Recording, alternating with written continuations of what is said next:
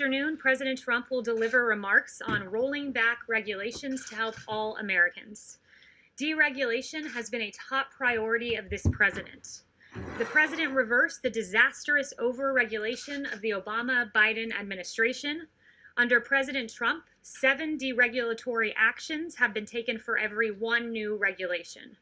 This amounted to $50 billion in regulatory cost savings, and it is important to note that this deregulation agenda lowers the cost for every American. The cost of these burdensome regulations fall disproportionately and benefit disproportionately lower income Americans. So this president took action to roll back the burdensome regulations that harm low income communities and make sure that these lower income Americans are taken care of. For example, the president's deregulatory agenda will boost household income by $3,100 annually. Thanks to President Trump's rolling back of the Obama-Biden era CAFE standards, families will have access to cheaper cars. The president's healthcare deregulation will also save patients nearly 10% on prescription drug costs. These real wins for the American people will disappear with a re-regulation agenda, which is why President Trump will continue to pursue his historic deregulation activity. On another note, we saw encouraging news yesterday on vaccines. Moderna's vaccine candidate is showing promising signs. It produced a positive, neutral immune response among the 45 participants in the study. This is comparable to what we see in recovered patients. And the bottom line is that so far we are seeing exactly what you would hope to see in a vaccine. They're expected, the Moderna vaccine in particular, is expected to reach phase 3 by late July with 30,000 participants. And finally, on the therapeutics front, I just want to note a very encouraging Regeneron contract, a $450 million contract for monoclonal antibody cocktail. This is a bioengineered version of convalescent plasma. One of the several therapeutics available to treat COVID, can be used for prophylaxis and treatment, and they say they could have up to 70 to 300,000 vials of this by the end of the summer or early fall. So Operation Warp Speed continues. We continue to see encouraging news on the therapeutics front, and with that, I will take your questions. Jeff. Thank you, Kayla. Maryland Governor Larry Hogan said today that President Trump has left states to fend for themselves during this pandemic. He accused the president of not listening to medical experts. That is quite a takedown coming from a Republican governor. Yeah, it's really striking, his comments, especially when you compare them to his past comments. This is revisionist history by Governor Hogan, and it stands in stark contrast to what he said on March 19th, where he praised the great communication that the president has had with governors.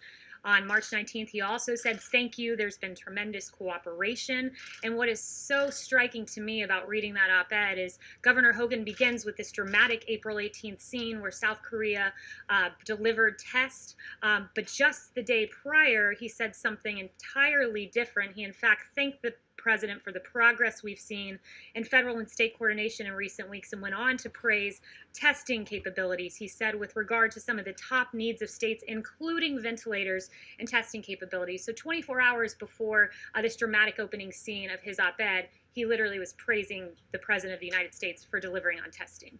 And how do you explain that President Trump is trailing his opponent by double digits both nationally and in battleground states, with majorities disapproving of his handling of race relations and the coronavirus? So that would be a question for the campaign when it comes to campaign polling. But what I would say is we believe this president has great approval in this country. His historic COVID response speaks for itself with delivering on ventilators and testing, leading the world in the amount of testing we've provided, therapeutics, the 13 vaccine candidates, the Moderna example that I pointed out to you. This president's response has been historic, and we believe his support in this country reflects that. But with pertaining to battleground polling or campaign-related polling, I'd refer you there.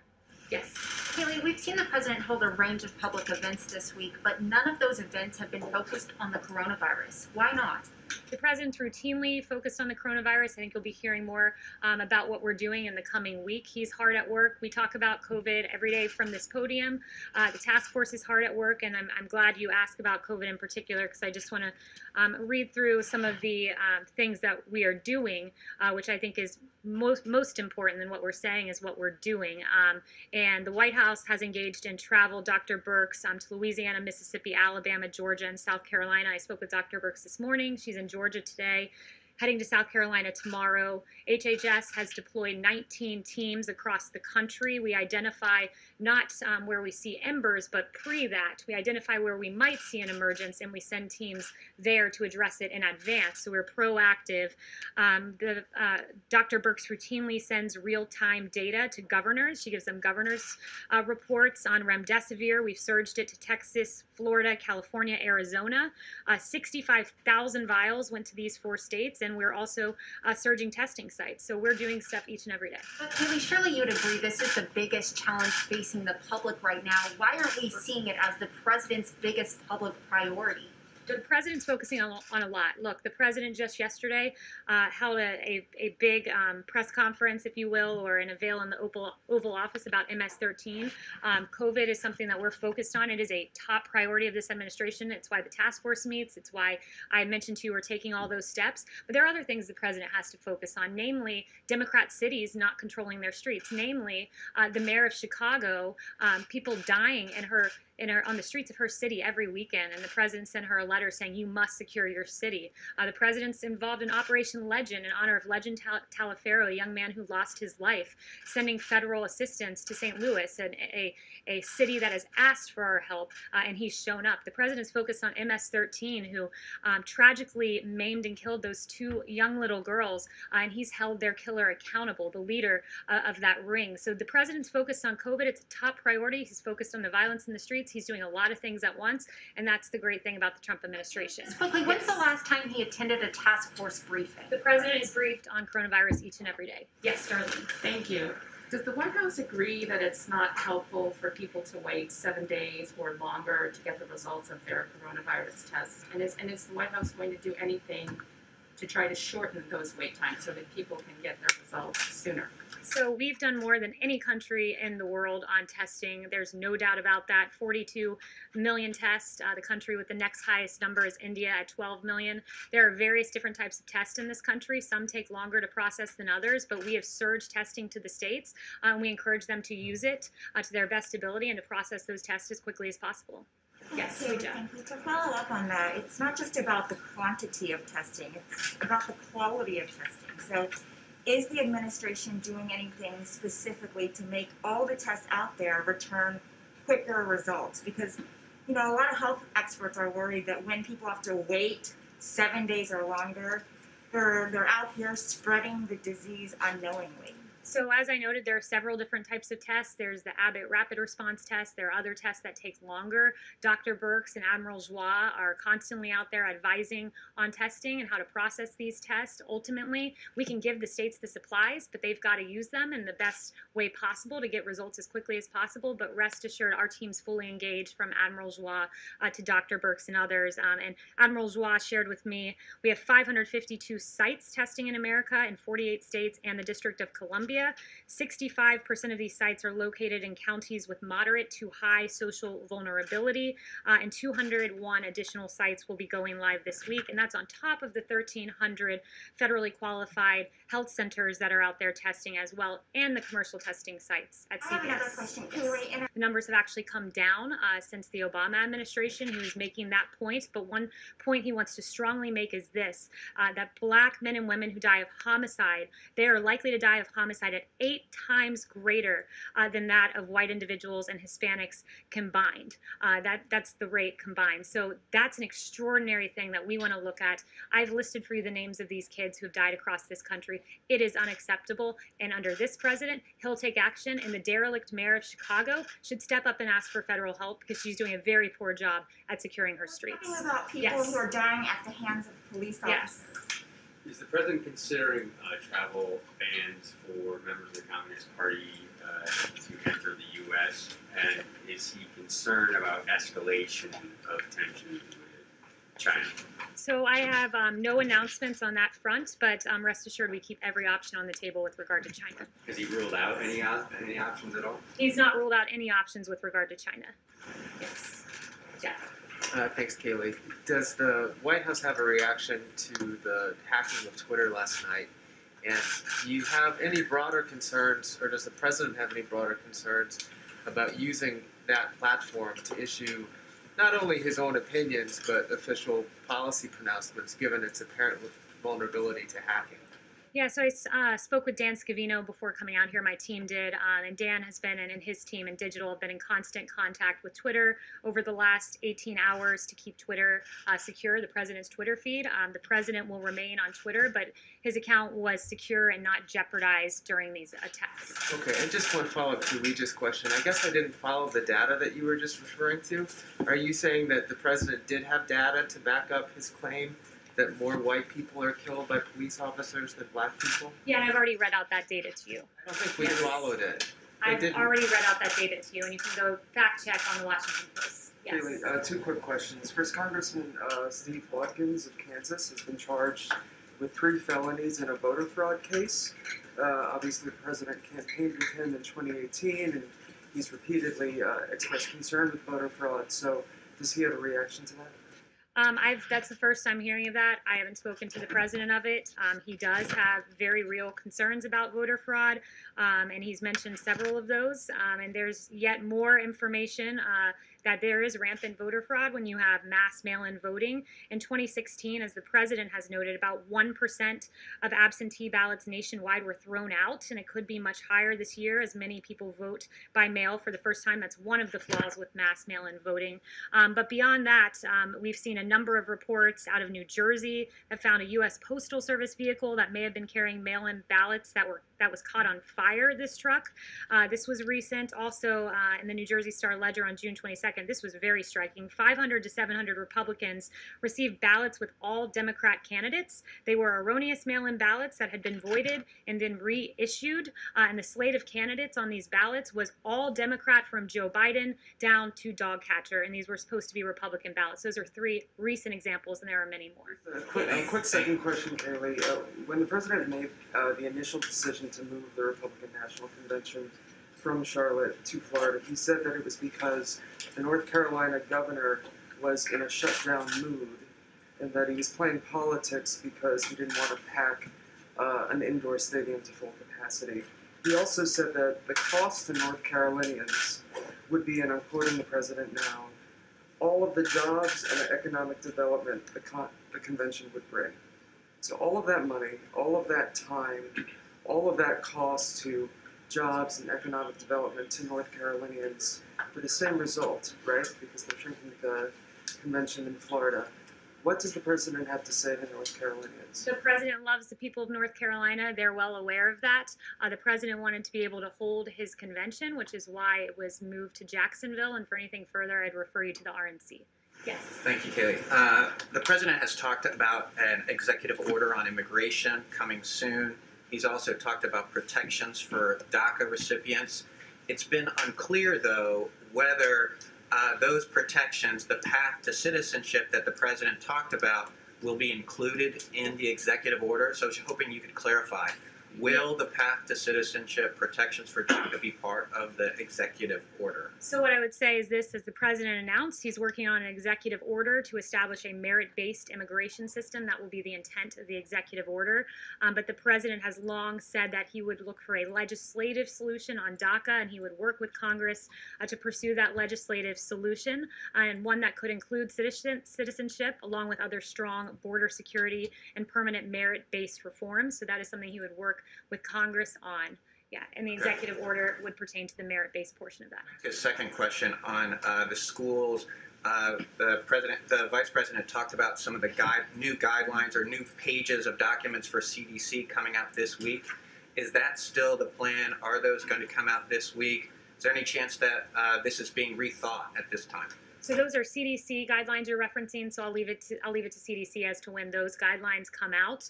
But we really would like to see schools open. As has been clear, we don't think our children should be locked up at home with devastating consequences when it's perfectly safe for them to go to school, as emphasized by many medical experts. So the president is very keen on seeing schools reopen. It's the only thing that's fair to America's children. Yes. Thanks, Kaylee. 2 quick questions for you.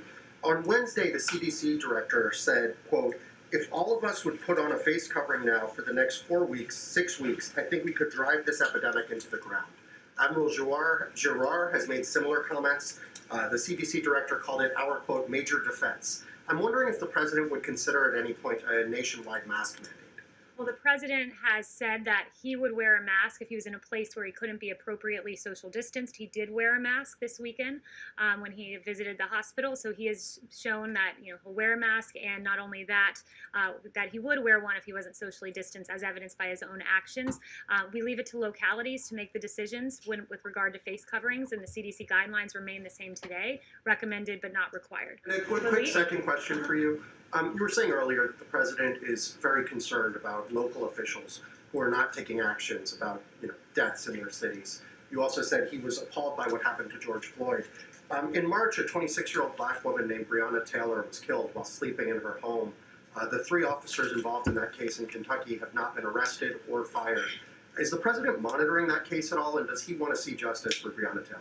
Yeah, I won't weigh into that other than to say I'd refer you to the DOJ, who takes federal action where necessary, where the facts merit, but our hearts grieve for Breonna Taylor's family. Thank you. Another question on China. President Trump is the only U.S. president to have stood strong against China, which is of great comfort to countries like India and his other allies in the Asian neighborhood. Does he has a message to China on this? And has he spoken to China, other countries, how to collaborate against China? Thank you, Lalit. I did see your question earlier, and I brought it to the president, and he said, I love the people of India, and I love the people of China, and I want to do everything possible to keep the peace for the people. Thank you. Yes, a question that flows from 2 events that we saw recently that we wouldn't have seen at previous White Houses. The first was the campaign meeting in the cabinet room last month, and then the political speech in the Rose Garden this week. Can you talk about your understanding of what the White House policy is for this White House as far as politics? Is there any place in the White House where you think politics is inappropriate? I mean, where do you draw the line? We act in accordance with the Hatch Act. It's well established that the president and vice president are not subject to the Hatch Act. It says this much in the Hatch Act. It says that the Hatch Act applies to executive branch employees, which is defined in the Hatch Act as employee, meaning any individual other than the president and the vice president. So his speech in the Rose Garden was entirely appropriate. The Hatch Act has nothing to do with this, though. What? It has everything to do with this. Go read the Hatch Act. That's what you're alleging that is problematic for the president. What your real problem was the fact that the president gave a very good, powerful speech from the Rose Garden. Owen. Well, you talked about it earlier with school districts, but we're seeing more school districts, at least in Virginia, for example, last night, deciding to go online only. What does the president say to parents out there who are now going, okay, what do I do with my kids? Yeah, the president has said unmistakably that he wants schools to open, and I was just in the Oval talking to him about that. And when he says open, he means open and full, kids being able to attend each and every day at their school. The science should not stand in the way of this. And as Dr. Scott Atlas said, I thought this was a good quote. Of course we can do it. Everyone else in the Western world, our peer nations, are doing it. We are the outlier here. The science is very clear on this. That, for instance, you look at the JAMA pediatric study of 46 pediatric hospitals in North America that said the risk of critical illness from COVID is far less for children than that of seasonal flu. The science is on our side here, and we encourage for localities and states to just simply follow the science, open our schools. It's very damaging to our children. There's a lack of reporting of abuse. There's mental depressions that are not addressed, suicidal ideations that are not addressed when students are not in school. Our schools are extremely important. They're essential, and they must reopen. Yes. Thanks, Kaylee. The U.S., Canada, and the U.K. today accused Russia of trying to hack coronavirus research, vaccine research. I was wondering if the president has a response to Russia to that. Yes, so the one thing I would say about that, and it was announced earlier today, is that we worked very closely with our allies to ensure that we would take measures to keep that information safe, and we continue to do so, and we're aware of those activities. Yes. Thanks, Kaylee. On the CDC, on the movement of data going straight from CDC to HHS now, understanding that HHS needs access to real-time data, was there also any concern whatsoever undergirding this decision regarding CDC's possible manipulation of data? There were some reports coming out of Florida certain states were coming out and saying mid-level CDC reports were not necessarily accurate. And so did that have any effect in this decision to send data straight to HHS? No, the intent for this decision, and I talked extensively today with Dr. Birx, with Secretary Azar, and with Dr. Redfield about this. The intent of this is we need to make sure that there is daily data that is being given to Dr. Birx and others who are running point on a lot of our actions with remdesivir and identifying hotspots. And I would point out, and I just want to explain this because I think there's been some confusion in the press, that there are two methods of data collection. The one is the National Healthcare Safety Network, and this is a CDC system, and this is where hospitals voluntarily report their data, and about 81% of hospitals were reporting their data. So we don't need 81% of hospitals reporting data. We need 100% of hospitals reporting data because it is critical that Dr. Birx and others receive the daily admissions, ICU use, and PPE numbers. And when you're only getting 81% of hospital data, that means you've got 19% of hospitals that were unaware of their needs. So what happened is we also have a second method of tracking this data, and it's the TeleTracker database, and this is an HHS system. And this was initially used for purposes of provider relief funding, and we asked hospitals to tell us about their COVID admissions so that we could identify possible hotspots. And as it turns out, this data ended up being more complete, more up to date with information. And so ensuring that hospitals are reporting into this system where we're getting more complete data was the reason that HHS has had this transition where they've asked hospitals to transition reporting to the TeleTracker system. It's important, especially with remdesivir distribution, that we know exactly where the needs are so we can surge them. So this still have access to this data. Yes, that's right. So I did confirm that with Dr. Redfield, that this is completely open source data available to the CDC. Secretary Azar says we insist that they use it, and no one, and Dr. Redfield confirmed this, no one is taking access or data away from the CDC, and that data is routinely published so that the American people are fully informed. Yes. So I wanted to follow on that briefly. There's been some complaints, particularly among independent modelers who are using the CDC data that was updated daily to sort of put out their public models, some of which the White House has relied on, that now those dashboards have been taken down. So I'm wondering if the administration would sort of commit to making the broader database a bit more available to the public. The CDC database is the public data that's been out there. It'll continue to be public. It should be public. And this is all about getting more data out there, not less data, and ensuring in particular that our doctors get that daily data. And one thing that I'd also like to point out for everyone is just with regard to testing, we've done more than 42 million tests, as I noted. The second highest number is 12 million from India.